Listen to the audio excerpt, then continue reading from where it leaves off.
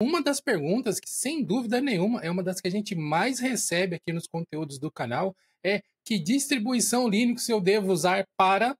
E aí você coloca ali a necessidade que vier na sua mente, seja jogar, estudar, trabalhar, não importa. E hoje, meus amigos, nós nos reunimos aqui para tentar responder essa dúvida da maneira mais definitiva possível.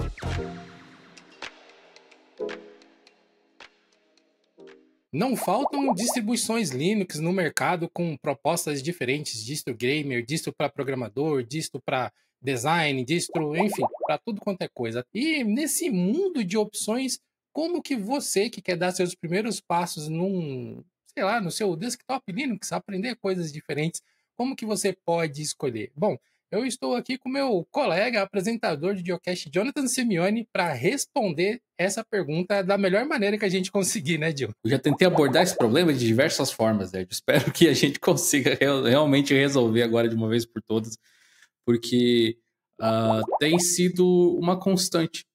Entra ano, sai ano, as pessoas continuam querendo saber qual a melhor disso para complete o espaço em branco com o que o seu coração mandar. Vamos ver se agora vai. Eu gosto de começar essas discussões, pelo menos, dizendo que, por mais que a gente esteja aqui com a maior das boas vontades possíveis e imagináveis para te ajudar a enxergar um caminho, é muito importante a gente dizer que não existe apenas um caminho. Você pode, ao longo do seu aprendizado de tecnologia, ao longo da sua convivência com Linux ou qualquer outro sistema operacional que seja, e entendendo melhor quais são as suas necessidades, ou até mesmo tendo contato com coisas que você não conhecia, que vão agregar mais uma informaçãozinha ali, que vão mudar a sua visão sobre alguma coisa, e você pode decidir trocar, decidir seguir um caminho diferente, ou apertar o passo, ou dar um passo para trás.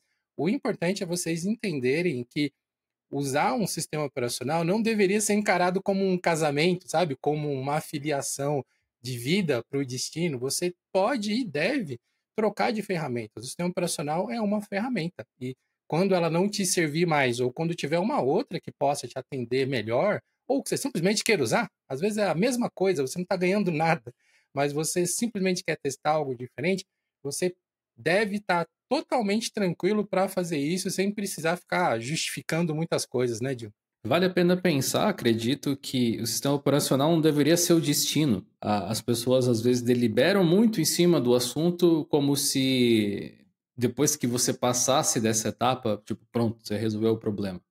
Mas não, né? Como você trouxe, e a gente, na verdade, fala disso há muito tempo, sobre sistemas operacionais serem meramente ferramentas para você fazer alguma atividade que você quer fazer. Considerando isso, você deveria fazer o que você faz, talvez com outras ferramentas, tentar se informar, etc., mas testar, e se não funcionar, você troca, você muda, enfim. E no caso de sistemas operacionais, eu acho que é meio por isso, né? O que acontece que talvez dificulte um pouco a vida de quem é novato é que existem muitas opções, né? Isso é uma característica do mundo open source, você tem muitas alternativas para tudo, né? A gente pode depois entrar um pouco mais nesse mérito. E para quem já está meio que inserido no universo Linux, eu vejo um outro tipo de problema, que é um apego sentimental a um determinado sistema ou alguma coisa do tipo, ou uma interface ou algo assim, que é compreensível, né? Porque você desenvolve um hábito e aquilo faz parte do seu dia a dia, etc. Que às vezes fica um pouco mais difícil de trocar, mas seria legal, você deveria ser capaz de mudar de sistema operacional, de mudar de interface para fazer qualquer uma das atividades que você precisa fazer de uma forma melhor do que você faria se utilizasse aquele que você simplesmente gosta muito, né? Volta e meia aqui, quando a gente fala a respeito do Ubuntu, eu menciono que ele é uma distro que eu gosto muito, que eu nutro um certo carinho pela distribuição, pelo que ela representa na minha própria história, e eu ainda utilizo ela para algumas situações, mas apesar de volta e meia me dar vontade de instalar o Ubuntu só para ver como é que é para usar no meu PC, eu sempre penso, não, preciso fazer o meu trabalho, o sistema que eu estou rodando aqui me ajuda a fazer ele de forma um pouco mais prática, e, enfim, ter opções coloca dúvidas na sua cabeça muitas vezes. Sempre tem gente tendo seu primeiro contato com alguma coisa todo dia. Né? Isso é natural dos seres humanos. E quando a gente fala desse nicho Linux, muitas vezes essas pessoas que estão tendo seu primeiro contato acabam tendo contato com segmentos que pensam diferente dentro disso que a gente costumeiramente chama de comunidade Linux, mas que na verdade são comunidades de diversas formas, maneiras diferentes, que pensam diferentes e não necessariamente concordam umas com as outras sobre como que as coisas têm que ser resolvidas. Então, para você que está chegando nesse ambiente, todo esse preâmbulo aqui foi para te mostrar que sim, existe um nível de complexidade nisso, mas nós vamos, ao longo desse episódio, também mostrar alguns passos para te ajudar a ter uma calma, a ter pontos mais objetivos para você poder analisar onde que você quer pisar e poder ter uma trilha mais tranquila em aprender um sistema operacional novo, né? Muito, muito bem colocado, até porque eu gosto dessa complexidade que existe, mas em um âmbito diferente, talvez. É complexo porque se trata de seres humanos e como eles se relacionam com as coisas. Isso aí é, tipo, assunto para você estudar uma vida inteira, se você quiser. E eu acho extremamente fascinante. Mas existe também, para você não se assustar, você que está ouvindo ou assistindo talvez, de, bom, vocês estão dizendo que é complexo, se vocês estão dizendo que é complexo, é porque deve ser complexo mesmo, né? E que chance tenho eu aqui que só comecei a explorar esse universo? Não, vai com calma. Se a gente for racionalizar a questão de escolha, isso é bem filosófico, muito interessante, inclusive, mas se você gosta do assunto, claro. Agora, do ponto de vista mais pragmático, para mim, são escolhas muito objetivas de se fazer, e aí as coisas se simplificam consideravelmente. Todo mundo acho que tem um certo nível de filósofo e engenheiro, né? Digamos. Mas para fazer alguns tipos de escolhas, especialmente profissionais ou utilitárias, assim, eu acho que o seu lado mais pragmático, mais focado assim em realizar a tarefa, pode te dar alguma vantagem e facilitar esse tipo de escolha, eventualmente. Eu acho que um dos primeiros pontos para você que quer migrar para um sistema operacional, aqui a gente vai dar exemplos de Linux, mas os conceitos que a gente vai discutir aqui servem para qualquer sistema operacional que você tiver. Se você tiver no Linux e quiser migrar para o Mac, se você tiver no Windows e quiser migrar para o Mac, de qualquer um deles para o Linux, a lógica funciona mais ou menos da mesma maneira. Então, vamos começar falando sobre você entender o que é esse bichinho que você tem na sua frente que normalmente a gente chama de computador, né? Existem muitas coisas diferentes que muitas vezes a gente acaba desconhecendo do nosso computador, porque muitas vezes a gente já comprou com o sistema pré-instalado, ou a gente ganhou de alguém, a pessoa foi lá e configurou tudo, a gente só usa. Mas quando você quer dar esse passo de você formatar a máquina e instalar uma coisa nova, você já deu um passo além de uma grande maioria de pessoas que apenas usam um computador, e você vai ter que dar mais alguns para tornar esse seu primeiro momento aí menos, como eu posso dizer, menos dificultoso. Você ter uma migração mais prazerosa de sistema operacional, que é conhecer o seu hardware. Decisões informadas, elas são trabalhosas, né? Eu acho que aqui até tem uma primeira encruzilhada, que é o seguinte: para as pessoas tomarem boas decisões, elas precisam estudar sobre o assunto que elas vão querer tomar uma decisão, certo? E tempo é uma coisa que nem todo mundo tem muito. Só que para você se informar, você precisa de um pouco de tempo, precisa talvez ler a respeito, ver alguns vídeos, ou enfim, pesquisar da sua forma. Se você não quer fazer esse tipo de escolha tão informada assim, o podcast acaba aqui praticamente e escolhe qualquer uma. Se funcionar, funcionou. Se não funcionar, você vai escolher outra. E vai testando até encontrar alguma coisa que funcione para você. O problema de fazer isso é que talvez você vá esbarrar em alguns muros, algumas barreiras que você não esbarraria se tivesse feito uma pesquisa antes. Você provavelmente sabe disso de qualquer outra experiência na sua vida onde você teve que aprender uma coisa nova. Então, existem os degraus. Conhecer o computador talvez seja realmente o primeiro deles. E é útil para qualquer sistema operacional que você vai eventualmente utilizar. Eu acredito que você não precisa ser um expert em hardware de forma nenhuma, mas é interessante você saber quais são as peças que você tem no seu PC, pelo menos se você tem um desktop ou algo assim. E se você usa um laptop, também, mas talvez se você souber o modelo, você já vai conseguir um spec sheet mais facilzinho ali para você ver, ó, esse é o processador, tem o tanto de memória, tem o tanto de SSD. Eu sei, pasme, a galera de TI que costuma acompanhar nosso trabalho, tem gente que não sabe qual é o processador que tem no computador, não sabe quanto de RAM que tem. E essas são informações que podem ajudar você a tomar decisões, eventualmente. Vamos supor que você tem aí um desktop Sauro Rex na sua mesa aí, né? Você tem um computador Raríssimo. muito antigo, sei lá, de 32 bits, alguma coisa assim. Se bem que se você tem um computador de 32 bits, possivelmente você não está rodando nenhuma versão do Windows com menos de 20 anos de lançada, né?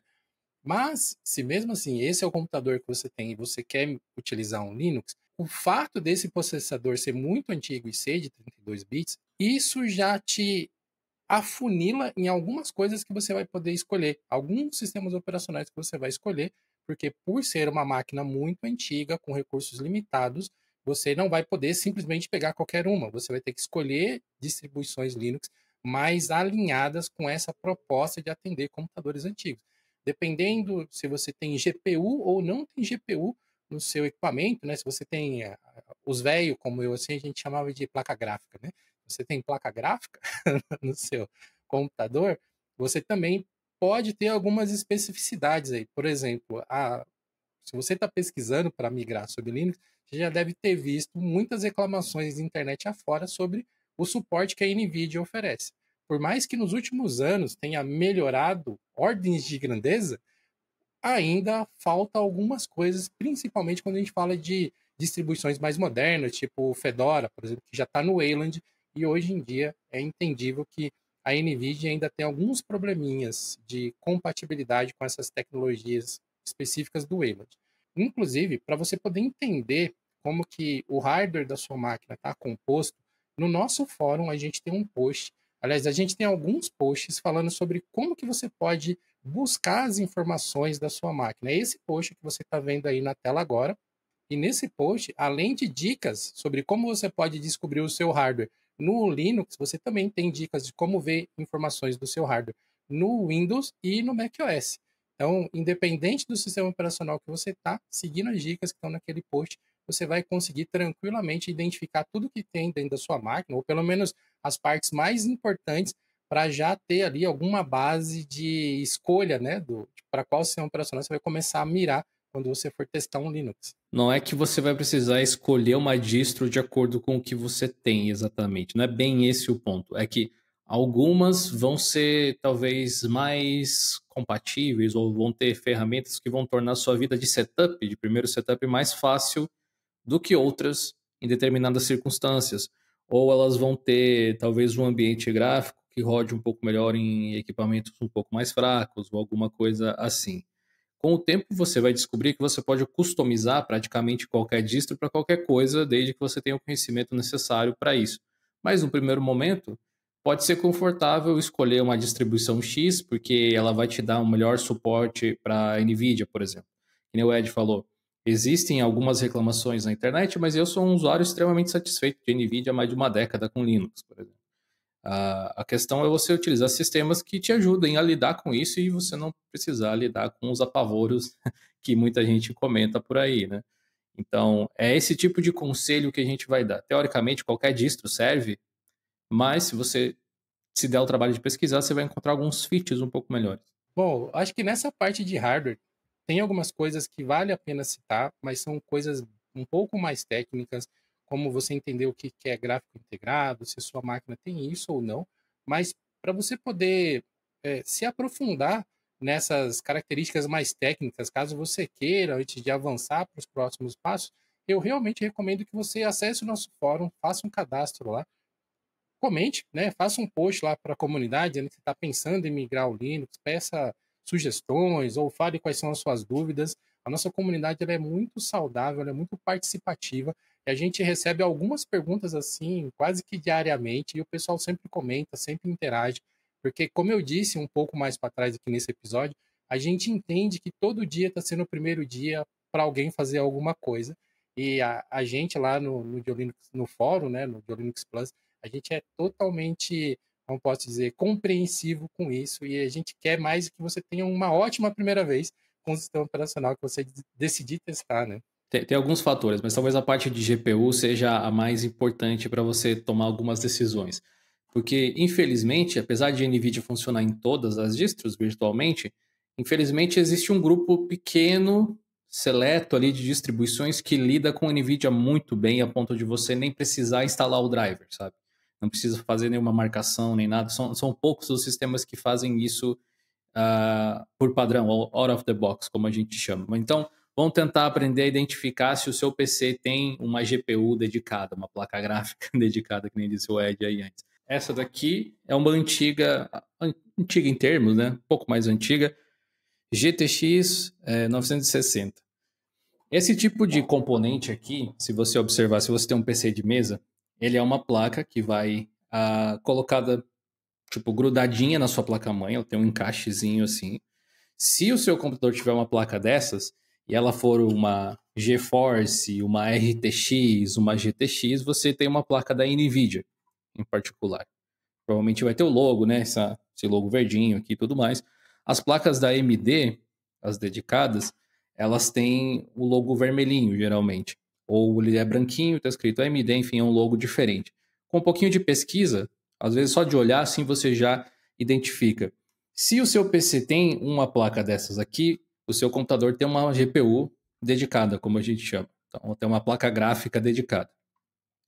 Isso significa que, dependendo de qual você tiver, algumas distribuições vão ser um pouco melhores para elas ou piores, tá? Mas isso aqui é só um dos componentes possíveis.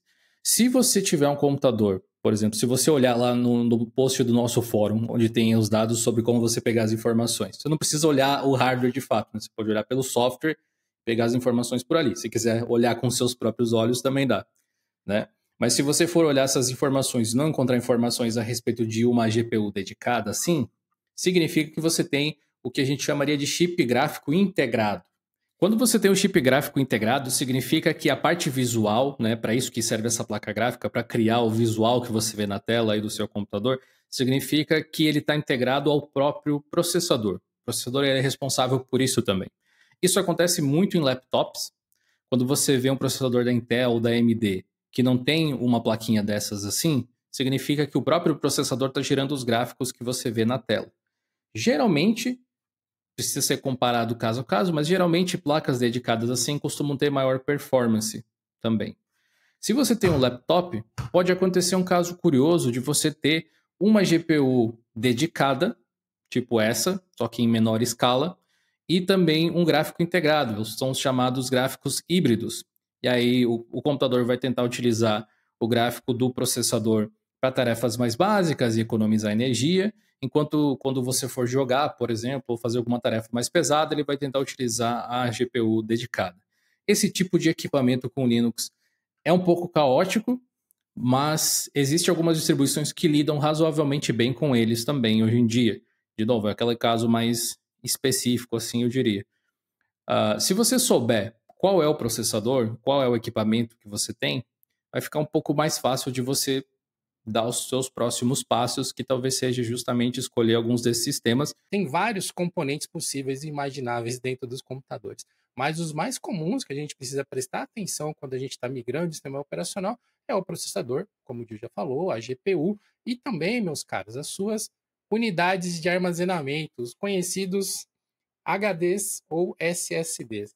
Existem vários modelos possíveis, por exemplo, esse aqui é um SSD de notebook, pequenininho, né? SATA. Esse aqui já é um modelo mais parrudinho, que é para desktop e tem maior capacidade. Então, são tipos diferentes de unidade de armazenamento que pode ter dentro do seu computador. É aí que ficam guardados os seus dados, além do OneDrive, do Google Drive e tal. São nas unidades de armazenamento que o seu sistema operacional é instalado, onde você guarda suas fotos, os seus documentos, e você entender também quanto que você tem de espaço e qual é o tipo de armazenamento que você tem, é importante para você poder decidir sobre se você vai, por exemplo, fazer um dual boot ou se você vai simplesmente instalar o Linux que você quer testar por cima do sistema operacional que você está utilizando hoje. A gente não vai entrar em maiores detalhes sobre dual boot aqui, porque já tem vídeos específicos do canal que cobrem isso em bastante detalhes, com um passo a passo, lá no canal de Olinks. Todos os links para esses vídeos que eu estou citando vão estar no post desse episódio. Então não se preocupa de ficar correndo atrás agora não. Curte o conteúdo até o final primeiro. Cara, em termos de PC antigo, em particular, tem uma dica que envolve gastar, mas que eu acho que é muito válida, que se você tem um laptop antigo ou um PC antigo, que tem aquelas características que eu falei, de 4 GB de RAM, talvez um quad-core ou um dual-core mesmo, alguma coisa assim, mas ele tem um HD mecânico, considere trocar por um SSD SATA que seja. Vai fazer uma diferença absurda. Vai fazer uma grande diferença, inclusive na própria snapness do sistema, assim, a própria velocidade com que as coisas acontecem na tela. E você pode pegar qualquer SSD, o mais vagabundinho ali que você quiser, se você não precisa de muito armazenamento, especialmente. Aproveite aí as promoções de final de ano, que sempre tem, por exemplo. É uma opção que você tem de gastar não muito e fazer um belo upgrade ali no seu computador velhinho, fazer ele funcionar. Nem falamos do Chrome OS como uma alternativa para esses computadores aí, porque poderia ser também, Chrome OS Flex especialmente. Uhum. Mas ficando aí nos Linux, só de trocar o HD por SSD, acho que vai Sim. sentir a diferença. Esse é um dos upgrades baratos, entre aspas, né, ou menos caros, que você vai ter a diferença mais visível na sua usabilidade da máquina. Para abrir os softwares, para copiar arquivos, como muita coisa depende de cache, justamente hoje em dia, do navegador e coisa, por ele conseguir ler mais rápido, é melhor. Enfim, e se é um computador antigo e o HD que está nele é da época dele ainda, ele provavelmente é mais lento e tudo mais. Estava pesquisando aqui rapidinho, só para ver. Encontrei uma promoção, por exemplo, aqui com um SSD de 240 GB por R$ 130, de uma marca boa, da Crucial aqui, que eu acho uma marca legal. Acho até que eu tenho um ou outro SSD dessa marca aqui. É quase tipo R$ 1 por 50 centavos por giga, né? Praticamente. Uhum. E você ia conseguir ter um espacinho legal e uma velocidade bacana. E tem outros, com certeza. Hoje em dia é menos comum você encontrar SSD de 120 GB, mas dependendo do que você faça, até um desses aí deve funcionar. Mas, Tem mas um pra, SSD de 120 GB aqui, ó, R$ 90. Um upgrade fazível, né, vai. Acesse diolinux.com.br/ofertas. tipo, esse link que o Gil acabou de indicar é onde a gente marca todos os setups da equipe aqui, então tem descritinho lá, tudo que a gente utiliza. Inclusive o meu, eu tô precisando atualizar já, porque eu já mudei várias coisas Eu do meu também. setup desde que a gente fez aquilo, mas o bacana ali é que, sei lá, a maioria dos hardwares que estão listados ali são hardwares que a gente usa no Linux, né? Tem Uhum. algumas coisas específicas de macOS que o Raul usou durante o tempo, acho que o Adriel está usando macOS agora no momento também, mas sei lá, você pega o meu setup, pega o setup do Dio, a gente usa Linux, sei lá, 99% do tempo nessas máquinas, né? Porque a gente tem outras máquinas que a gente usa Sim. outras coisas. E você entender como que você está de armazenamento pode ser interessante, porque uma forma que é bastante recomendável de você ter os seus primeiros contatos com sistemas operacionais antes de fazer a sua migração é fazer isso que eu acabei de falar, o famoso dual boot, para você poder entrar em um e em outro e ir testando, e quando você tiver alguma dificuldade, você poder voltar para um ambiente que é mais tranquilo, né, que você se sente mais seguro para resolver problemas, para tocar a sua rotina e depois você volta para o que você quer testar, para você ir resolvendo ali os problemas que aconteceram. O Dual Boot hoje em dia é bastante seguro, tem muitas formas diferentes, imagináveis de você fazer isso, e dependendo da distribuição que você for escolher, vai ter uma diferencinha ou outra ali, mas no geral é simplesmente botar o pendrive e usar um pouquinho do espaço disponível que você tem. Aqui fica um aviso muito importante. Sempre que a gente está falando de instalação de sistemas operacionais no seu computador ou de mexer no hardware, tenha certeza que você tem um backup, uma cópia segura dos seus dados, porque qualquer clique errado pode apagar totalmente os seus arquivos e ou vai ser impossível de recuperar ou simplesmente vai ser tão caro que muitas vezes não vai valer nem a pena. Então, fiquem atentos. Quando vocês forem colocar sei lá, um pendrive de Linux ou mesmo um pendrive de qualquer outro sistema operacional, tome ali cuidado com onde você está clicando, porque algumas mudanças que você pode fazer por acidente pode não ser fácil voltar atrás depois. Então, Tem disse assim, qualquer clique pode. Também não é bem assim, né? Tipo, para perder arquivos. Você precisa prestar atenção, igual o Ed falou, mas especialmente atenção na parte de onde você seleciona o disco onde você quer instalar. Porque é ali que você vai dizer, olha, eu quero apagar tudo que eu tenho aqui, eu quero pagar só uma parte ou não. Por isso que não sei você, Ed, mas eu sou um grande defensor de que as pessoas experimentem Linux pela primeira vez em máquina virtual. A gente tem vídeos a respeito disso também no GeoLinux já. Ah, eu acho que é uma forma bem. Talvez não seja mais realista, né? Porque não é bem como é você usar na máquina, mas talvez seja uma das mais seguras e simples, além de você aprender um software novo de virtualização, que é interessante. É uma forma legal de você ver como é, simplesmente. Tipo, eu quero ter uma ideia de como funciona, além de ver os nossos vídeos e tudo mais, instala numa VM, dá uma olhada, isso não afeta o seu sistema operacional de nenhuma forma. Vê aí se você curtiu, porque às vezes tem aquela questão da interface, né? Tem tantas opções. Pega e baixa uma dúzia de distros ali, testa todas um pouquinho, vê qual que você achou mais legal. Aí depois que você pensou, não, ok, essa aqui eu gostei um pouco mais. Aí você vai para um dual boot mais nesse estilo clássico. Inclusive, depende da situação, claro, mas a minha forma favorita de fazer dual boot é instalando os sistemas em unidades de armazenamento diferentes e não na mesma. Não particionando o HD, o SSD, o que quer que você tenha aí, mas sim instalando em um outro. Claro, nem todo mundo tem mais de uma, né? Mas se você tiver a felicidade de ter uma unidade extra, fica bem mais tranquilo, porque aí você tipo, só formata ela e já era, né? E pode ficar formatando ela quantas vezes você quiser, testando um monte de coisa diferente. É o que eu faço por aqui, por exemplo. Então, a minha forma preferida de testar distribuições é usando um Live Pendrive. Inclusive, a gente tem o vídeo mais visto da história aqui do GeoLinux Labs. É justamente um vídeo onde o Gil ensina como que você pode criar um Live Pendrive usando o Ventoy. É uma forma bem segura, bem bacana de você testar distribuições e também não faz nenhuma alteração no seu equipamento, nos seus arquivos, a menos que você queira. A menos que você realmente clique e saia fuçando nas coisas. E eu gosto de testar dessa forma, porque daí você está vendo exatamente como que a distribuição vai se comportar no seu hardware de verdade.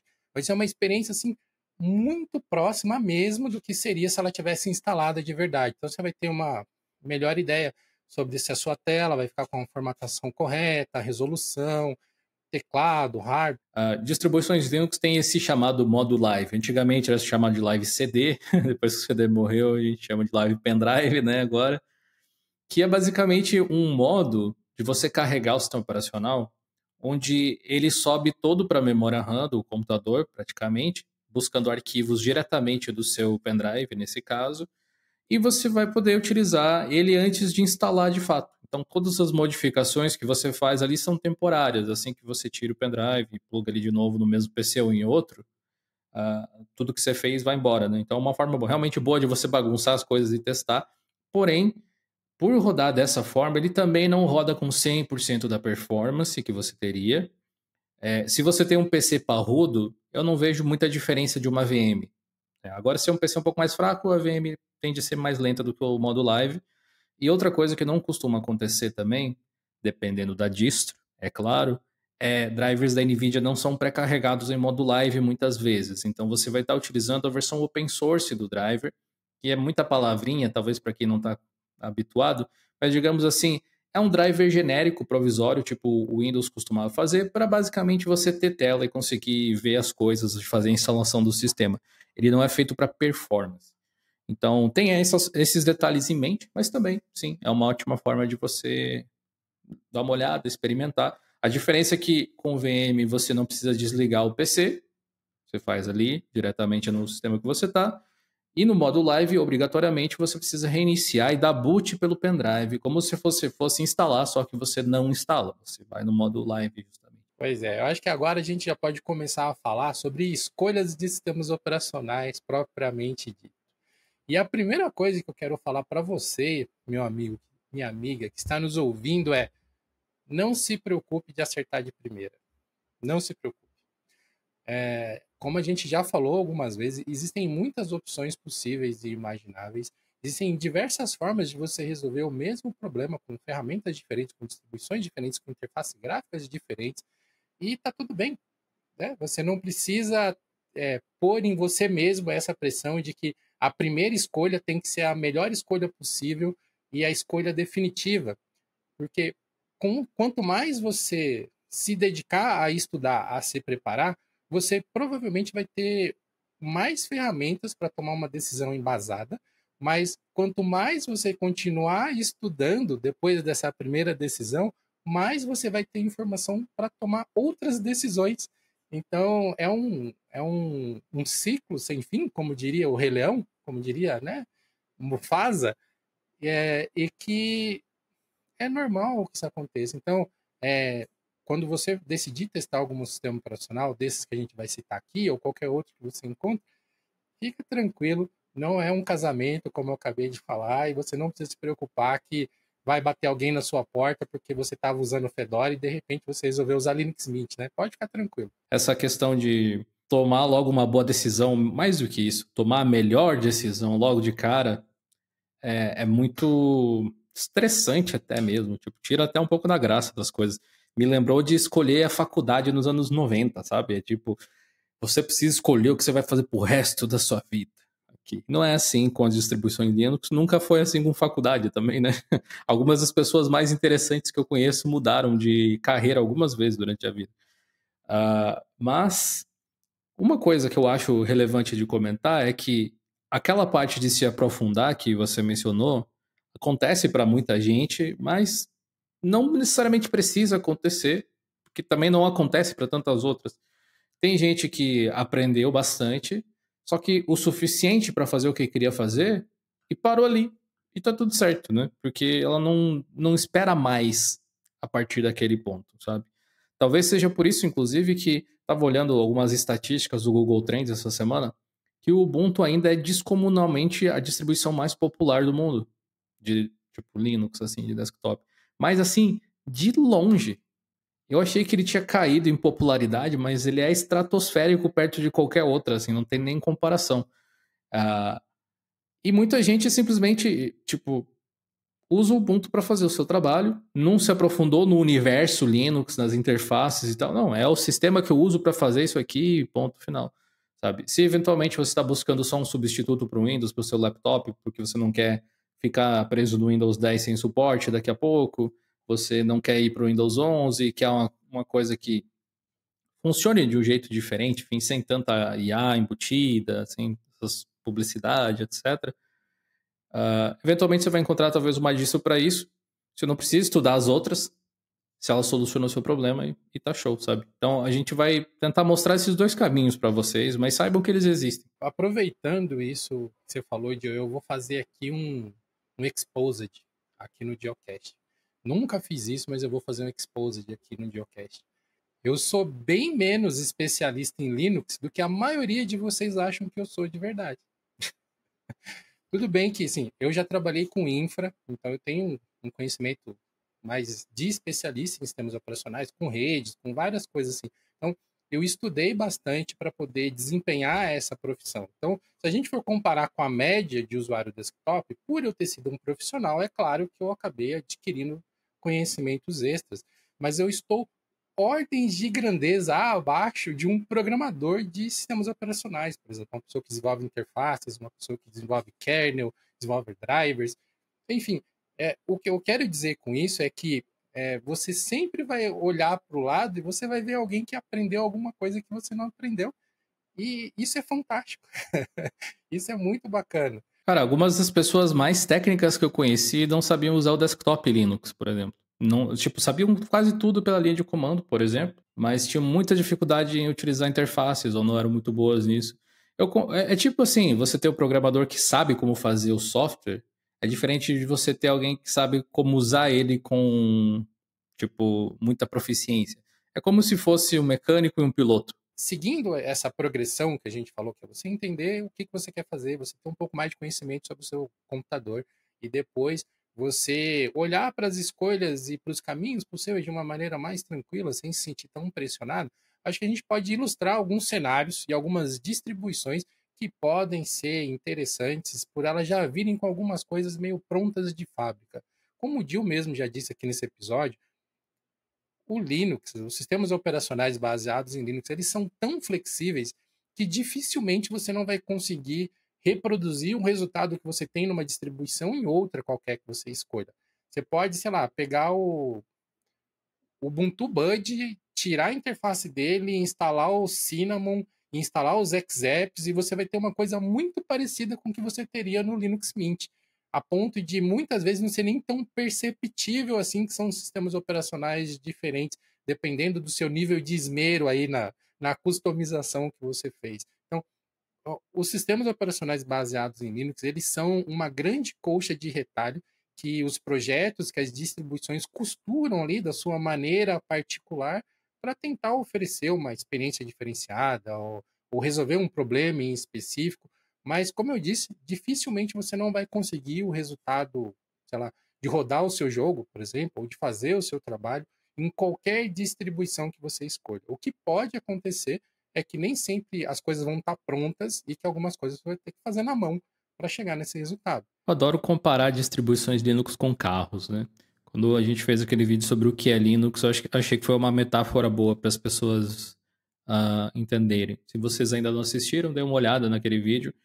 Ele é o mais recente dessa tentativa de fazer as pessoas entenderem o que é realmente Linux.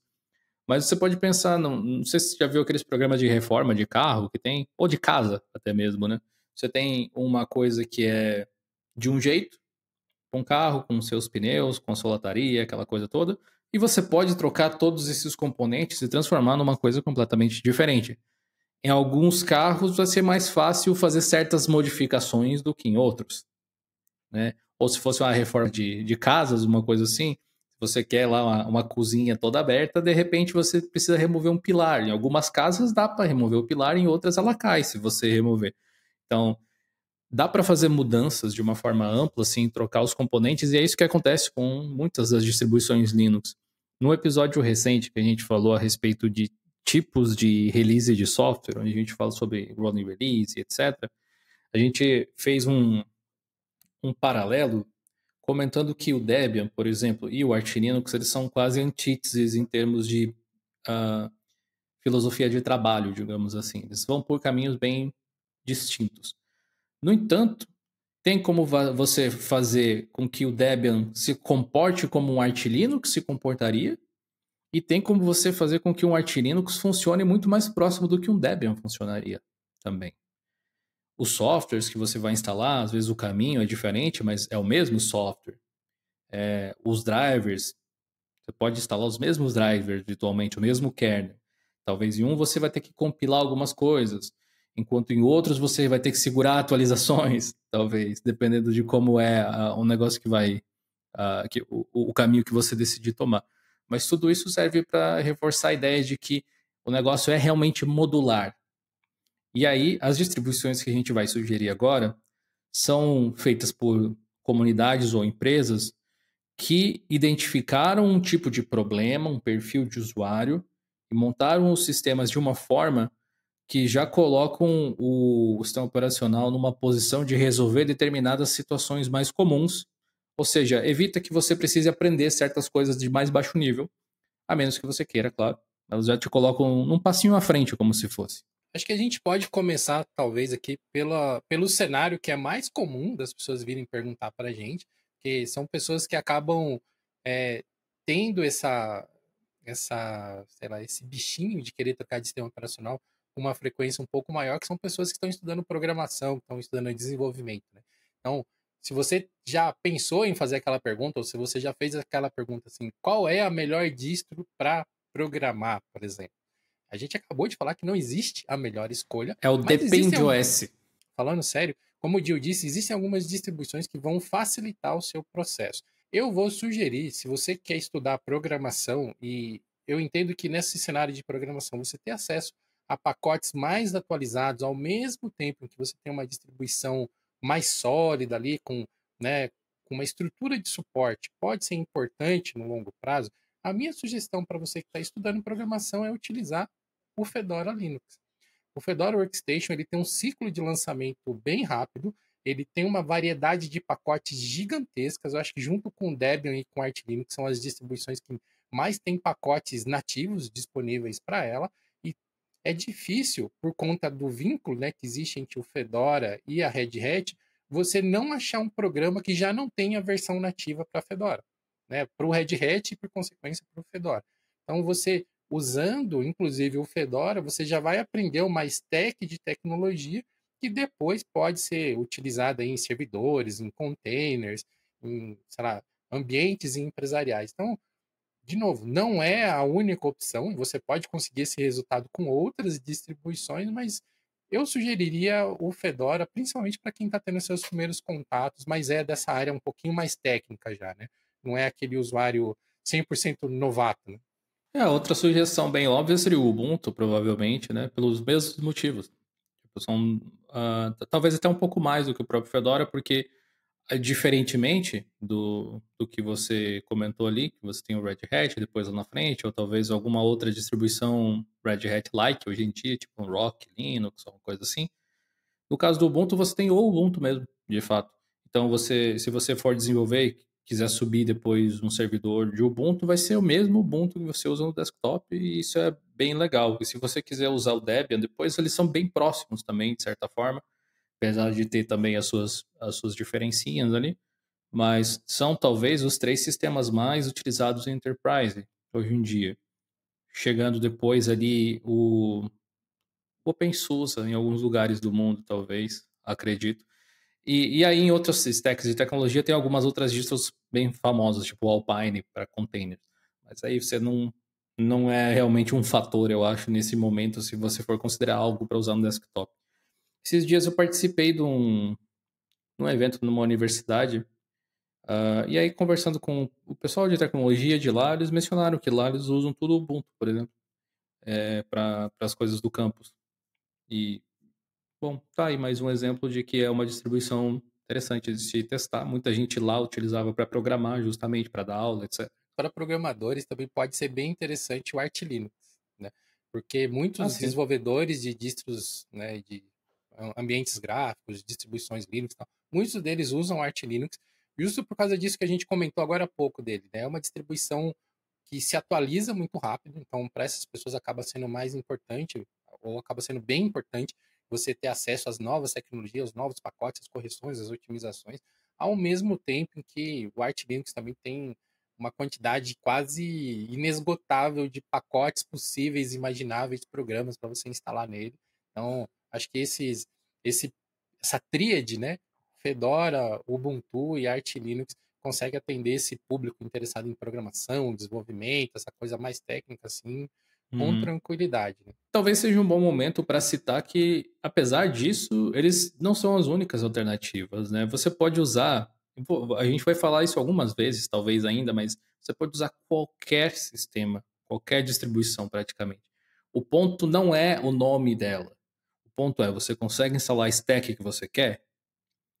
Porque a forma de instalar talvez a mesma stack de software no Fedora, no Ubuntu e no Arch Linux, o comando ali que você usa, por exemplo, vai ser diferente. Mas é o mesmo software. Talvez uma versão diferente, quando muito, né? Mas é o mesmo software.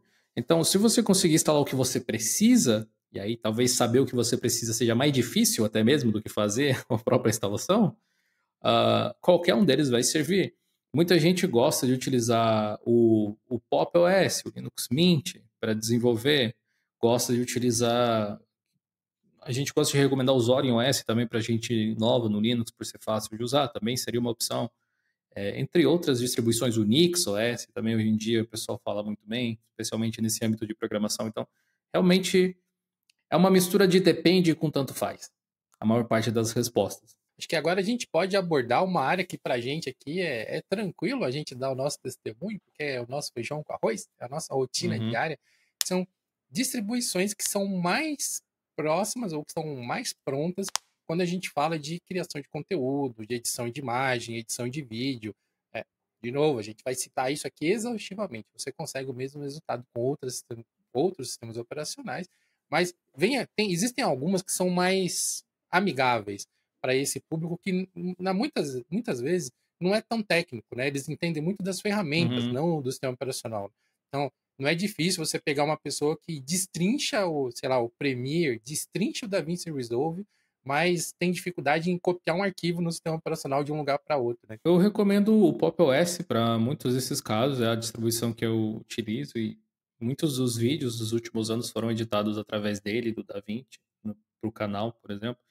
Uma distribuição eu consigo ver alguns casos específicos onde ela não é uma boa escolha. Depois a gente fala sobre isso especificamente. Mas para, sei lá, 90% do que você vai fazer com o PC em termos de computação de desktop, ele é uma ótima escolha. Não necessariamente a única, mas uma ótima escolha. Justamente por você já ter lá o driver da NVIDIA pré-instalado numa ISO, então nem isso você precisa fazer. Você já baixa com ele funcionando. Tá? O modo live já funciona com o driver da NVIDIA, tipo, top, realmente. Codecs também vem tudo pré-instalado. O processo de instalação é bem direto ao ponto também, não tem muito esquema.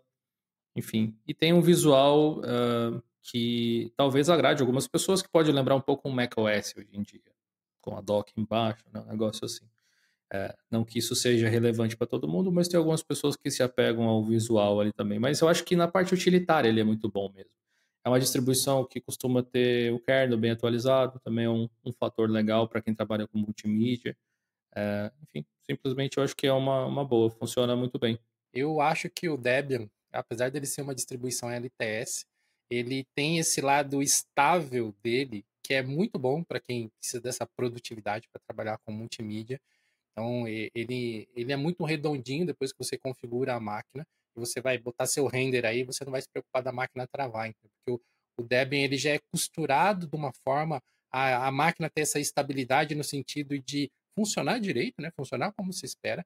E também não ter travamentos, não ter muitos softwares colocando possíveis bugs para você ter que resolver. É tipo o Fusca, assim. Você sabe que você vai dar a partida, ele vai ligar, porque ele foi feito para ser simples e funcional, com menos coisas na sua frente. Então, por eu usar o Debian primariamente para criação de conteúdo aqui do canal, só recentemente que eu tive que me afastar dele, mas é provisório, estou só aguardando a atualização dos drives da NVIDIA, mas dependendo da placa gráfica que você utiliza, se você utiliza AMD, por exemplo, você pode usar Debian tranquilamente para editar seus vídeos, que vai de boa.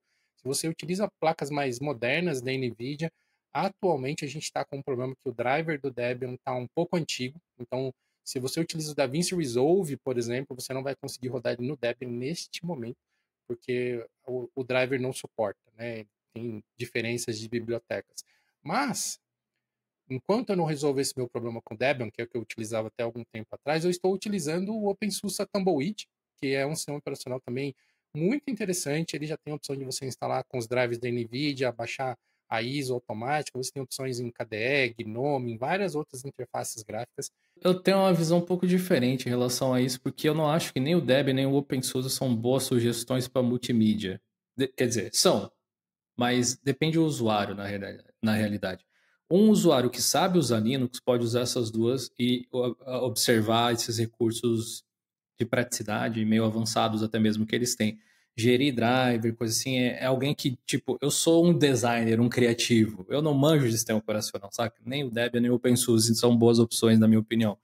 Eu acredito que, sei lá, pega um Linux Mint que você tem um botão no menu que está escrito assim, instalar codecs. Isso daí está próximo desse usuário, eu acho. Se você pegar, e que já tem o driver de vídeo para instalar durante a instalação, ou um Zorin que já tem lá carregar com drivers da NVIDIA, ISO, já direto na instalação, e também já instala os codecs automaticamente, sabe? Eu acho que esses detalhes, assim, para quem não tem conhecimento, pega bastante. Colocar, tipo, um sistema desses na frente, que esse detalhe de você conseguir mudar a interface ou de instalar os codecs com um comando, é prático para quem sabe, mas é uma dificuldade imensa para quem tem medo do terminal, por exemplo. Ou vai abrir o Yast e vai ver, tipo, uou, abriu o metaverso aqui na minha frente, sabe? Uma coisa mais direta ao ponto, que já venha pronta, eu acho essencial. Por isso que eu tinha mencionado o POP antes. Mas nesse caso, o Ubuntu também é uma boa. Você tem o driver da NVIDIA e os codecs direto no instalador, duas caixinhas que você marca ali. Esses detalhezinhos são bem úteis. E aí tem o Big Linux aqui no Brasil, que poderia funcionar, por exemplo, também. Na verdade, eu lembrei de uma distribuição que a gente fala pouco dela aqui, mas que é uma distribuição brasileira também, muito antiga e que ela é focada em multimídia, que é o Shiva Studio. O Shiva Studio, originalmente, se não me engano, era baseado no Manjaro, né, ou no Ubuntu, alguma coisa assim. Não me recordo agora. Mas, atualmente, ele é uma flavor do Big Linux. Então, baseado no Manjaro. Tá, tem o Ubuntu Studio, né? Você falou do Studio, eu lembrei. Tem que a gente esquece de que ele existe também. Mas é o mesmo caso de antes, galera. É uma mistura de depende com tanto faz, porque, de novo, você conseguindo instalar as coisas, vai funcionar da mesma forma. A diferença de talvez do POP, do Zorin, que a gente mencionou aqui, é que eles já te deixam tipo o sistema pronto, a sua função é instalar, vamos dizer que você quer o DaVinci Resolve, supondo, né? A única coisa que você precisa fazer é instalar o DaVinci. Enquanto nessas outras distros, dependendo de qual, talvez você precise configurar o seu driver primeiro, configurar a interface, instalar os codecs manualmente. Então, é como se você estivesse querendo correr na chuva, né? E sei lá, o Pop! OS e o Zorin já vem com pneu de chuva pré-instalado. Nos outros você tem que parar no pitch e fazer a troca. Mas vai funcionar do mesmo jeito, sabe? Depois que fizer o ajuste necessário. Eu acho que a gente pode avançar para um outro tipo de atividade também, que é bem comum em utilização de computadores, que são atividades de escritório, trabalhar com planilha, trabalhar com essas coisas mais comuns, mais triviais, assim, responder mensagens, navegar na internet. Tem uma galera que trabalha com escritório, com essas, né, atividades administrativas, que elas, sei lá, fazem uso de navegador, de clientes de e-mail, sei lá, de uma suite Office. E tem um monte de distribuições que são amigáveis também para. Bom, essas que a gente citou, todas elas funcionariam. Considerando que é um ambiente onde talvez tenha menos gente técnica ainda, aí sim, as distribuições que a gente sugere para iniciantes são quase sempre as mesmas. O Zorin, o Mint, o Pop! OS são caminhos assim que dá para você seguir sem problema. Mas eu acho que nesse ambiente até, não sei, tipo, tecnicamente o Pop se encaixa pelos recursos, mas eu acho que ele se encaixa menos que os outros pelo ambiente gráfico ser mais macOS-like, menos Windows-like. Nesses ambientes eu tenho a impressão de que as pessoas estão bem habituadas com aquele estilo de computação tradicional, barrinha, menu iniciar, e daí eu acho que o Zorin OS se encaixa muito bem, por exemplo, o Linux Mint também, ou talvez o Big Linux, ou uma coisa com KDE, né, desse tipo, assim, mas eu acho que pelo KDE poder ser bagunçado facilmente, acho que talvez o Zorin é mais, sabe, estacadão, assim, você não vai quebrar ele, eu acho que é uma boa. Eu ia sugerir duas distribuições brasileiras, o Big Linux, porque ele já vem com uma série de customizações para atender necessidades do público brasileiro. Então, você instalar certificados de banco, essas coisas mais facilmente. Eles têm algumas otimizações para você poder instalar o aplicativo do banco no seu navegador, aqueles safeguard, aquelas coisas de Warsaw. Ele já vem com um monte de coisinhas assim para facilitar a vida de quem precisa fazer essas coisas no computador. E ele é uma interface KDE bastante customizada, né? A versão oficial dele. O Big Links também tem aquela versão community, mas que não são oficiais da distribuição, são mantidas pela Com comunidade. outras interfaces, né? Com GNOME. Exatamente. Tal. Então tem várias opções lá. E o Regato OS, ele também tem uma pegada bem parecida com a do Big Linux, só que ele é menos customizado visualmente. Ele traz um KDE mais próximo do padrão do projeto. Mas o Regato OS ele tem uma coisa interessante, que é o desktop dele, aquela configuração que ele tem, é travado por padrão. Então você não vai conseguir destruir o seu desktop sem querer, entendeu? Eu até gosto das customizações do KDE, mas eu acho essa sacada que eles tiveram lá muito interessante, sinceramente. Porque acaba até removendo algumas opções do menu de contexto, que é meio overwhelming, às vezes, assim, o KDE, né? E, de novo, talvez a gente possa até filosofar, eventualmente, sobre o paradoxo das escolhas, que a gente mencionou no começo, né? Mas pequenos detalhes assim fazem diferença. Eu acho que o Regata acertou nesse quesito. Pena que ele tá preso ao MaxQ lá, que nem sempre funciona como deveria, como você mostrou no review do Linux Labs há uns dias atrás aí. Quem não viu esse vídeo depois dá uma conferida. Mas ainda assim, é uma ideia interessante. Dessa área de você utilizar para planilhas, para navegar na internet, é literalmente qualquer distro Linux que você pegar vai conseguir te atender. Talvez o seu hardware ali possa influenciar numa escolha em outra, caso você tenha, né, GPUs híbridas, como a gente disse. Talvez você escolher, sei lá, o Pop! OS ou o Linux Mint acabe sendo mais amigável para você. A gente não falou de hardware exatamente, né? Mas em termos de hardware, talvez seja um bom momento para a gente mencionar, já que cobre as outras também. Se você tem uma GPU, né, igual a que eu falei, dedicada da AMD, ou você tem um chip gráfico da Intel, alguma coisa assim, qualquer sistema deve funcionar sem problema nenhum. A NVIDIA ainda precisa de um driver específico da NVIDIA que ele funciona dentro do Linux de um jeito diferente. Ele é um módulo à parte que você instala. Mais parecido com o Windows, sabe? Você acopla um driver no sistema. E nem todas as distribuições lidam muito bem com isso, né? Como eu mencionei antes, o Pop! OS já tem uma ISO já com ele, então quando você for baixar, você baixa a versão da NVIDIA, se você precisa da NVIDIA. O Zorion OS, você só baixa ele, e quando você for dar boot vai ter a opção de testar ou instalar com drivers modernos da NVIDIA e tal. Isso já facilita bastante. Alguns outros sistemas têm isso automático também. Se eu não me engano, o Big Linux funciona mais ou menos assim também. E o Linux Mint e o Ubuntu, eles têm a opção de você instalar os drivers proprietários enquanto você instala o sistema, uma caixinha para você marcar. Isso já facilita muito. Outros sistemas podem não ter isso. O Debian, por exemplo, não tem isso. Você tem que fazer de uma outra forma depois. Dá para instalar e você vai chegar na forma de utilizar de uma forma muito semelhante a qualquer uma das outras distros, como a gente disse. Só que não vem com o pneu de chuva. Você tem que colocar lá ele no pit stop, né? Essa é uma forma geral de você pensar, eu acho, a respeito de hardware. Tem algumas distribuições que funcionam em qualquer um, tipo o Pop, o Zorin, o Mint, que eu mencionei, que são boas para NVIDIA. O Arch é bom para NVIDIA. O Nix se mostrou bom para NVIDIA também. Eles vão funcionar com AMD, com Intel da mesma forma. Então, se você preferir alguma dessas, você pode usar em qualquer equipamento. Já que a gente já está falando de hardware, já pegar o gancho aí desses computadores antigos, que a gente falou disso lá no comecinho do episódio, né, quando a gente estava falando dos processadores e tal, que dependendo do processador, ele vai meio que sugerir fortemente que você opte por uma solução em específica, né? E aí a gente tem, de novo, uma miríade de distribuições que são mais focadas para máquinas com poucos recursos, máquinas mais antigas, com pouca memória, com processadores com menos cores. E aí vale a dica de novo, de você visitar lá no nosso fórum, usar as nossas dicas lá para você coletar os dados do seu hardware, para você entender ali onde que o seu processador se encaixa. Quando a gente fala de distribuições leves, existe um entendimento geral de que distribuições XFCE geralmente são leves, mas not so much, né? Não é bem assim que o negócio funciona. O XFCE ele consegue ser tão pesado quanto um KDE, quanto um GNOME, dependendo da forma como você personaliza ele.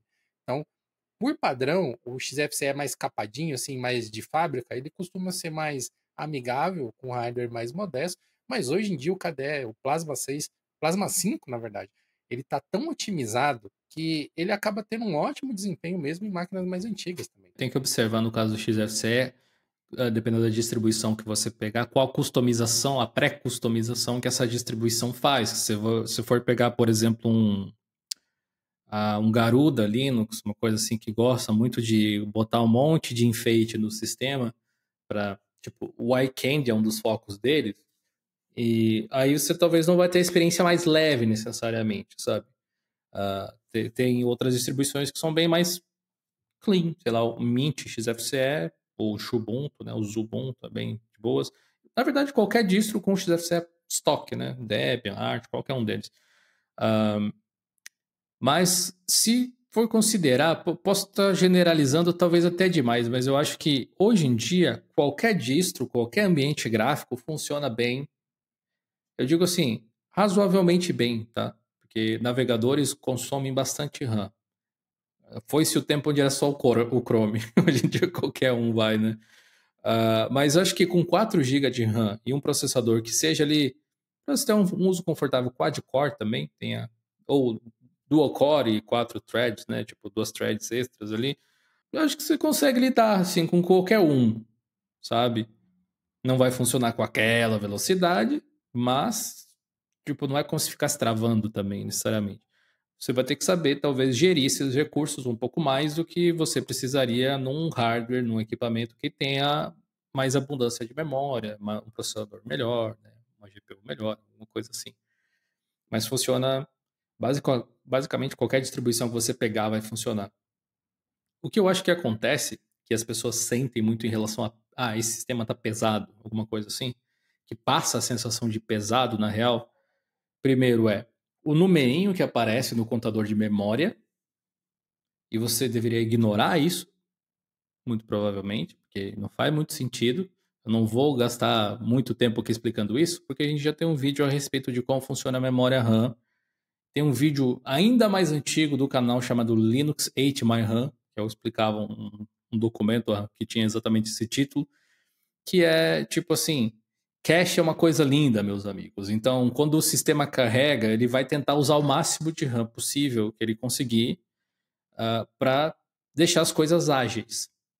Se o seu computador está travando, ele está usando menos do que o máximo de RAM, ele não está gerindo a memória direito. Ele poderia estar usando mais recursos para não travar e não está fazendo. Então, fecha o monitor do sistema um instante. Agora, o que passa a sensação de travamento, eu acredito que seja a parte gráfica. Tipo, você abrir uma janela e ela aí meio que, né, ou até uma animação lenta, alguma coisa assim. Isso pode acontecer, muitas vezes, em equipamentos com um chip gráfico integrado, especialmente, um pouco mais antigos, que não tinham uma grande performance, que tinham muito pouca VRAM, né, que a RAM era compartilhada com o chip gráfico, então ele tirava um pouco da memória e utilizava ali, aí você vai ter tipo 128 MB de VRAM, né, compartilhado, alguma coisa assim. Nesses casos, você ter ambientes gráficos que não exijam da GPU é um fator legal. Hoje em dia, eu acredito que tanto KDE quanto o GNOME precisem de aceleração por GPU. Então, eles não vão funcionar muito bem nesse ambiente. O Pop! OS que eu recomendei para praticamente tudo que você quisesse antes, como uma das opções, não é uma boa aqui. Então, ele vai funcionar e tal. Você pode testar, ver se tipo, tá ok para você.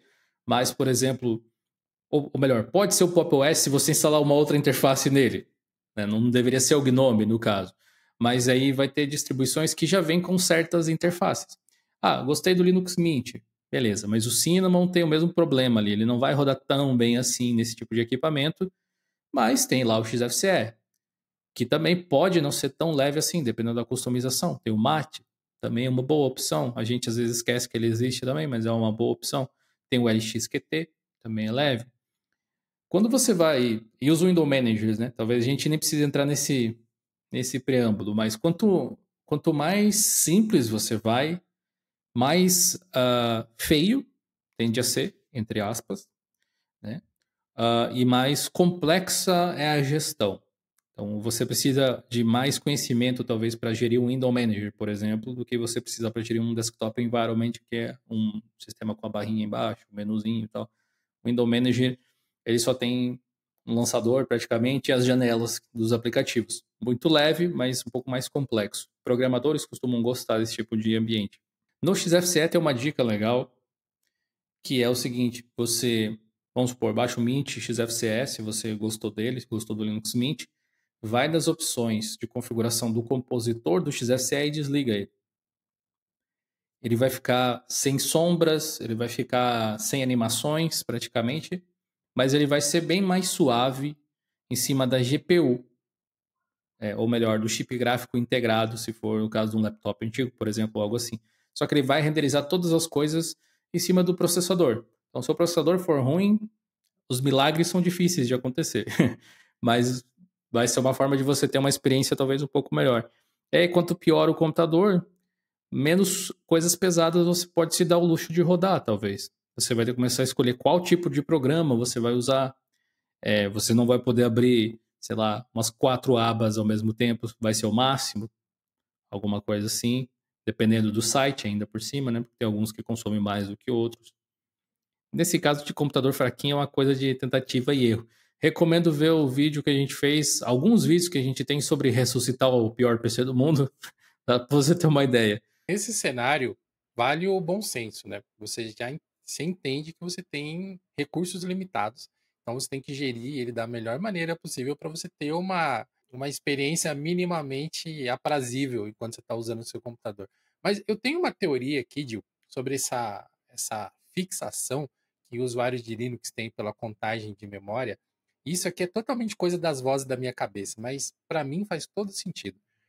Muita gente que lá nas antigas, que tinha essa proximidade com Linux, vinha dessa área de infra, vinha dessa área de servidores, onde você gastar a menor quantidade possível de memória era algo extremamente desejável.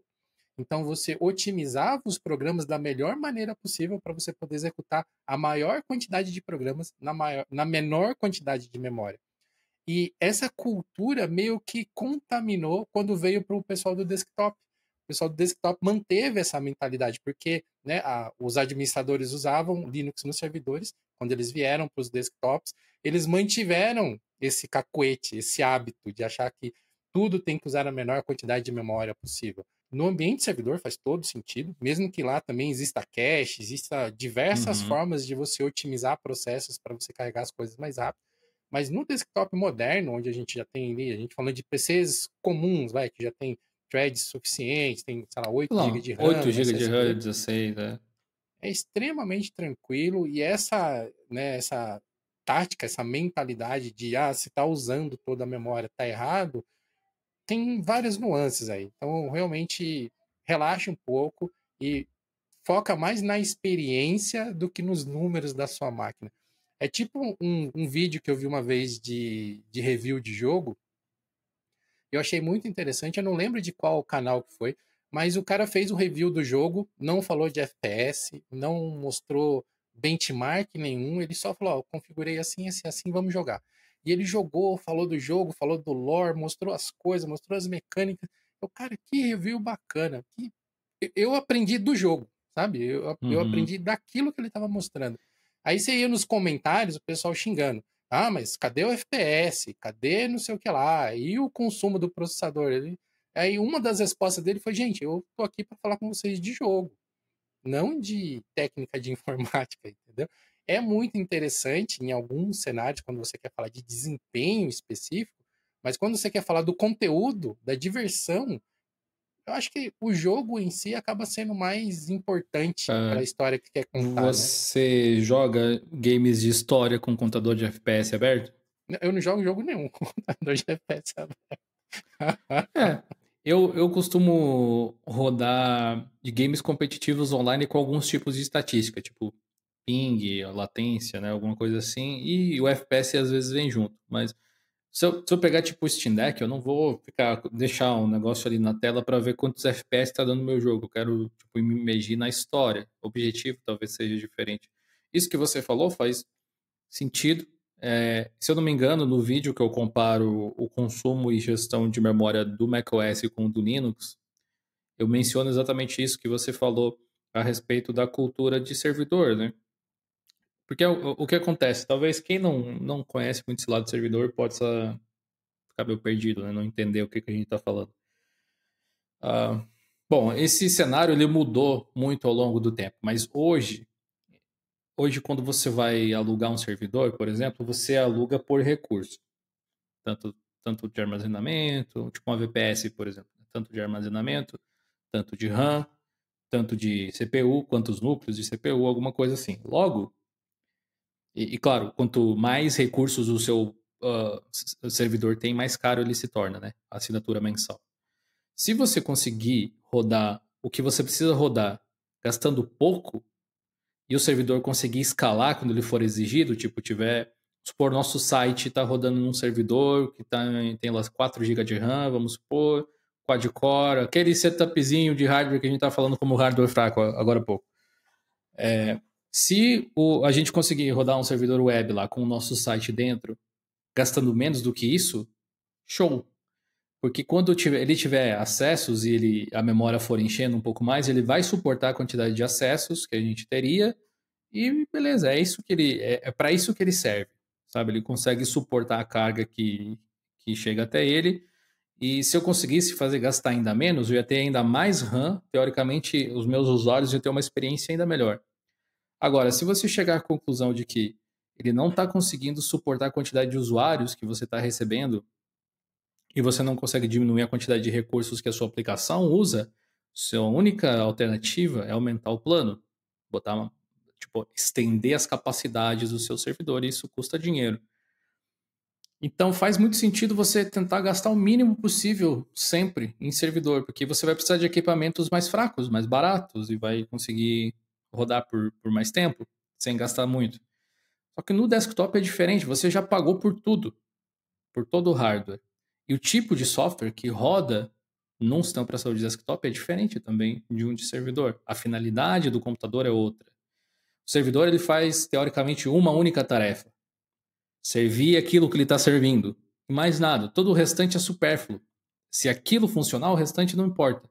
Ele só vai ter outras coisas ali no contexto do que ele está servindo, se for necessário para a própria aplicação, muitas vezes, ou para a segurança do servidor, ou whatever, né? Aí depende do servidor. Mas um desktop, ele roda múltiplos softwares ao mesmo tempo. Então é natural que ele ocupe mais. Ele precisa mostrar uma tela interativa, bonita, é agradável para você. Então, se você tem um computador, essa é uma situação a se observar, isso é um problema de memória, de gestão mesmo, se acontecer. Se você tem, vamos dizer, 16 GB de RAM, beleza. E tudo que você faz, incluindo acessar a internet, várias abas, jogos, etc., usa tipo 8 GB, você poderia jogar o outro pente fora. Você gastou num pente que, né, num outro slot ali de RAM que, sei lá, podia ter feito qualquer outra coisa, porque não faz diferença se ele está ali ou não. E tem gente que quer que o sistema use cada vez menos para ter cada vez mais memória sem fazer nada. É tipo, você compra um ônibus, mas você só carrega 2 pessoas sempre. E os outros 32 espaços vazios que existem dentro do ônibus, entendeu? Mas eu acho que tem um ponto também que vale a pena a gente dizer, que é para as pessoas não confundirem as coisas. Existem diferenças entre sistemas operacionais e programas que estão funcionando adequadamente, usando memória de cache, usando buffer, usando todas essas coisas, e programas mal otimizados. O que a gente está falando não são programas mal otimizados. A gente não está falando de estouro de pilha, estouro de memória, vazamento de memória, nada disso. Eu não estou querendo dizer que você não deva prestar atenção em como o seu sistema está consumindo recursos. Tipo, se só o navegador está consumindo 30 GB de RAM, não deveria, sabe? Tipo, se você chegar ao ponto de ficar sem memória, isso é um problema. Né? O problema é que as pessoas ficam limando recursos do sistema ou, tipo, usando o computador normalmente com o monitor do sistema aberto, e aí quando um sistema gasta 2 GB de RAM e o outro gasta 1.5, o cara diz, putz, esse sistema é mais leve. O que esse sistema operacional está fazendo por você que está usando essa quantidade de memória? Tem exatamente o mesmo processo que gasta mais em um sistema em outro? Ou simplesmente aquele sistema tem um recurso a mais? Eu vou dar um exemplo bem esdrúxulo aqui. O Linux Mint Cinnamon, padrão, e o Ubuntu Cinnamon. Visualmente é parecido, né? Quase o mesmo sistema ali, o mesmo Cinnamon. Mas as entranhas do sistema são consideravelmente diferentes dos utilitários que rodam no contexto. Eu não sei nem se é o caso, mas eu só queria usar esse exemplo porque ele é bem claro. O Linux Mint Cinnamon, ele tem, por exemplo, o Mint Update, que é um gestor de atualizações, um daemon que fica rodando ali na sua barrinha de tarefas e vamos supor que consome uns 100 megabytes, 200 megabytes de RAM. Ele gera backups, ele gera atualizações, ele está sempre ali rodando. Ele está fazendo alguma coisa por você e está gastando memória para isso. Você pode não ter ele, mas você também vai perder alguns recursos, eventualmente. Né? Se você tem um sistema operacional Linux ou macOS, esses Unix-like, eles têm um comportamento similar, você vai reparar, se você rodar um free-h, por exemplo, no terminal, se você tiver aí, ele vai ter uma tabelinha, umas coluninhas que vai ter memória total, memória usada, memória livre, memória compartilhada, buffering em cache e memória disponível. Eu tenho 32 GB de RAM no meu PC e ele está usando nesse momento 7 GB. Que parece bastante, né? Mas eu tô com várias coisas abertas aqui ao mesmo tempo. Mas ele tá me dizendo que tá com 928 megabytes livres. Ué, mas como assim de 30 GB? Aí se você olhar na coluna lá do fundo, ele tá me dizendo assim, em cache tem 23 GB. Agressivo. Ou seja, a memória ela tá lotada praticamente de informações. Mas memória em buffering ou em cache significa que ele pré-carregou várias coisas. Isso faz com que quando eu abrir programas que eu comumente abro, ele vai abrir rápido, porque já está meio que pré-carregado. Se eu abrir algum programa que não está pré-carregado, ele vai dispensar parte desse buffering de cache e vai alocar espaço para o que precisa ser alocado. Só vai ser um problema se eu chegar no limite total de uso de memória dos 32 GB e não tiver mais o que alocar. E aí a swap entra em ação. Na verdade, ela entra em ação um pouco antes, dependendo do percentual que você está utilizando. E mais interessante que isso, nesse mesmo comando, do ladinho do buffer cache, vai aparecer 21 gigas disponíveis. E aí você pensa, mas que conta louca é essa, né? Tenho 40 GB de RAM? Não, não. Parece, Como que eu tenho 30 GB usado e tenho 20 disponível se eu tenho... parece o né? pessoal calculando imposto de renda, né? Bem isso. Cara, mas é um exercício muito interessante de fazer. Isso tudo não é para dizer para você não olhar esses detalhes do seu sistema. Olha, tipo, é uma informação importante para você tomar decisões ou verificar a saúde do sistema, mas não transforme isso num fator ah, extremamente importante. Ele vai ser mais relevante talvez se você tem pouca memória. Então, você ter um sistema que use um pouco menos de RAM te dá uma margem ali um pouco maior. Num sistema que tem pouca RAM faz diferença. Mas se você tem 8, 16 GB ou mais, não sei se realmente, tipo, você pode chamar algum sistema de pesado a essa altura, sabe? Pensa assim, você tem o seu computador, você vai testar um sistema operacional novo, você vai testar ferramentas novas com as quais você precisa se habituar. Coloque menos coisas para te atrapalhar nesse caminho, que já vai ter alguns desafios. Então, foque mais na experiência que você está tendo e se você está conseguindo fazer as coisas que você precisa, do que necessariamente ver quantos bits e bytes estão carregados na memória, se está gravando o disco na velocidade máxima, se teve drop de não sei o quê. Tipo, você se preocuparia com isso se fosse no outro sistema operacional que você estava usando? Se a resposta for não, então talvez seja uma coisa que você deva continuar não se preocupando agora nesse sistema operacional novo que você está utilizando. Então, assim, é lógico que eu falo muito isso. É sempre interessante, é sempre fantástico aprender coisas novas e ver coisas diferentes. Tipo, eu estou aprendendo KDE agora, né? O Plasma. Estou há 30 dias usando o Plasma. Eu basicamente tive que reaprender a usar o computador porque eu não queria simplesmente pegar o Plasma e fazer ele virar uma cópia do Gnome, que eu já estou muito habituado com o Gnome. Eu queria aprender o Plasma. E em 30 dias eu não arranhei nem 0,01% do que tem para aprender sobre Plasma. Mas é um desafio. Eu dou risada sozinho aqui quando eu estou mexendo. Eu falo, então é assim que faz isso aqui? Interessante.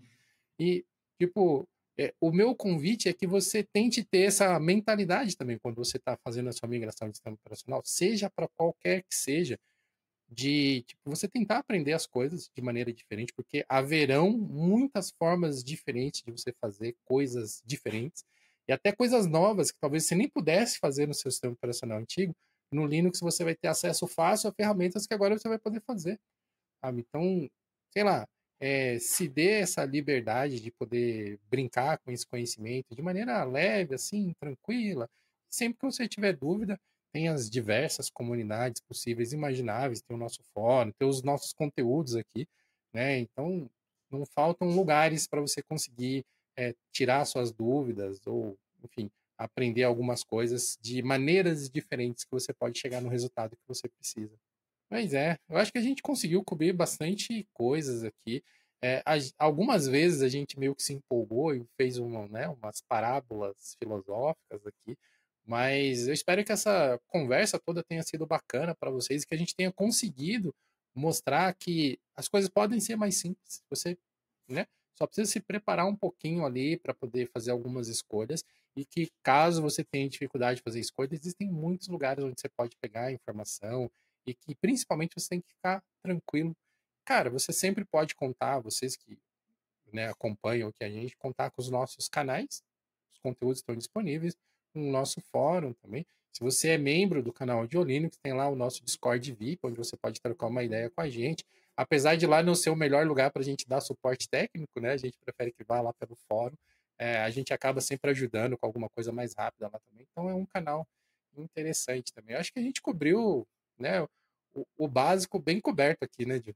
A gente fala assim, vamos fazer um episódio de 40 minutos, 1 hora? Aí a gravação dá 2 horas, 3 horas.